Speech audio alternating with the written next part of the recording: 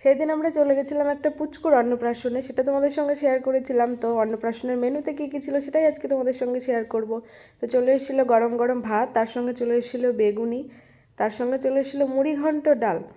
তো লেবু চিপে নিয়ে বেগুনি দিয়ে সপাসপ ডাল ভাত মেরে দিলাম। তারপরে চলে এসেছিলো পাবদা মাছ। আর পাবদা মাছ তো কোনো কথাই হবে না, পাবদা মাছ তো আমার ভীষণই প্রিয় একটা মাছ। তো এখানে আমি 2টো পাবদা মাছ নিয়েছি, ডাক্তারবাবু 2টো পাবদা মাছ নিয়েছে। আমাদের টেবিলে যে দাদা বৌদি বসেছিল সবাই আমরা পাবদা মাছ জমিয়ে খেয়েছি।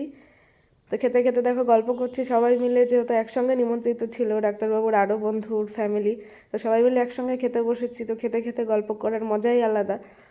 তো খাওয়া তো হচ্ছিলই, তার সঙ্গে গল্প করতে করতে আরোই জমে গেছিলো।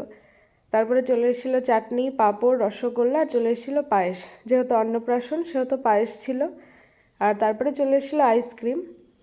আইসক্রিমের ফ্লেভারটা খুবই ভালো ছিল খেতে, বেশ খোয়া ক্ষীরের মতো লাগছিল।